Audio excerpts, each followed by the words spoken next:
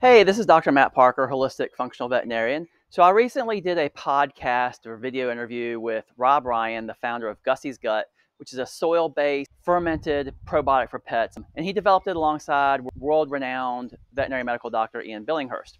So we talked for an hour, and the topic was overall holistic health, just a discussion about holistic health for pets and their people. It's such a wide-ranging topic. If you don't have the full hour to watch the video, or if you want to know what to expect in the video, I'm going to go through here as quick as I can and just list the topics that we talked about, okay? So we started out mentioning Dr. Thomas Cowan, who has books and videos that clearly show that viruses are not contagious and not what we think we are. We talked about Joel Salton at Polyface Farms and Will Harris at White Oak Pastures. They're doing the regenerative agriculture that makes the soil healthy and makes the grass healthy and makes the animals you eat healthy and makes the earth healthy. It even helps the planet. We talked about how you can't outsource your health or your pet's health. That's what we've been doing all our lives. You have to take responsibility. And there are no easy answers or solutions. You can't just go to the vet and say, give it a shot. It takes a lot more than that. Part of the problem is, I mentioned the movie The Big Short about the 2008 housing crisis. And in there, the narrator talks about how Wall Street and big banking uses all these big terms like collateralized debt obligation and tranches and all these things. They don't want you to understand. They just want you to leave them alone. That's what the experts and the institutions that teach veterinarians and specialists, they just want you to leave them alone. They don't want to explain to you what they're doing or why they're doing it. I mentioned how it's not your fault that the modern education system has taught you to just do what you're told and not think for yourself. Rob Ryan points out, counter argument, however, it is your fault if you don't realize that at some point, like I have done, and like so many holistic people have realized that what they were taught and what they've learned isn't right. And nothing's going to get better until you take responsibility and take charge of your health and your pet's health. Rob talked a lot about how we need in-depth science and we need nerdy kind of people to get deep into why things work and figure out the little minute details. And I kind of countered with, yeah, sure. But I like to look at the big picture about how everything is done in nature and kind of realize that we don't need to try to prove or dominate everything in nature. Medical professionals, human and veterinarian, we've been indoctrinated by the for-profit medical industry. And because of that, there's still a lot of propaganda, basically, against holistic medicine, against real raw food.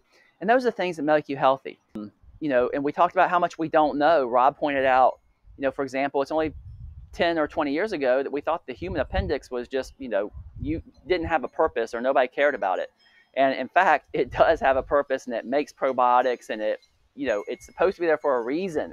And it's just kind of stupid of us as humans to think that nature made a mistake and put something there that's not supposed to be there.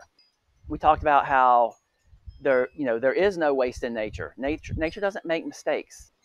So the appendix has a point. The reproductive organs have a point. We're not just supposed to go around removing the reproductive organs from our pets. The hormones they make, they all work together with everything else in the body. And they're in intricate balances and complex things that we don't even understand yet. So you can't just go removing parts that nature put in there. Nature didn't make a mistake. We also talked about there is no waste in nature, which I've talked about a lot of times in other videos, that all diseases and illnesses exist to clean up some toxic or decaying thing in your body to make you healthier, and that the bacteria and viruses are working with us to help us. They're not out to get us. Modern Western medicine, veterinary or human, whatever, modern medicine, it's like a religion. Like, you're not allowed to question the religion that is modern medicine. You're not allowed to ask questions about the inconsistencies and the things that don't work. You're definitely not allowed to go outside the religion and look at some other religion, quote unquote religion, like acupuncture or chiropractic or just whole real foods nutrition. So most vets and pet owners don't even know that there's some other options besides modern medicine out there. We talked about how healthcare shouldn't be flowchart. It shouldn't be if this, then that. It shouldn't be, if the answer to this question is yes, then your next step is this box. It shouldn't be like that. It shouldn't be cookbook, because that only addresses the symptoms that you see. It doesn't address the underlying root causes. We talked about how perception is reality, that what you see is, and what you absorb and understand is what is your truth or your reality. And what that means is, if you don't know to look for some holistic things, if you don't know what you're looking for, you're not going to see it, you're not going to find it, even though it may be right there in front of you. So what I see is a whole lot more than what I was taught in Western medical school. But when I first came out of Western veterinary medical school, my truth, what I believed hardcore, was what they taught me. Now I believe a whole different set of things.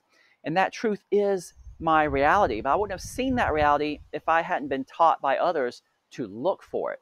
Okay, and that's what's happening to all of us. We talked about how the hormones and glands work together. I mentioned that.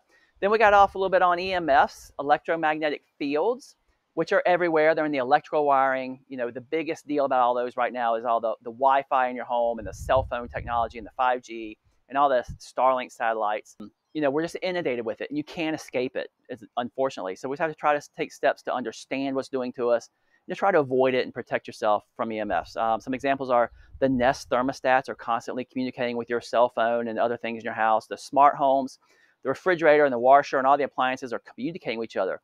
They're communicating via radio waves, and those radio waves are just running around in your house and through your body, and you may not feel it or notice it, but they're harming your cells. More information about that is Arthur Furstenberg, who wrote The Invisible Rainbow, is all about electromagnetic fields and how we're all affected by it.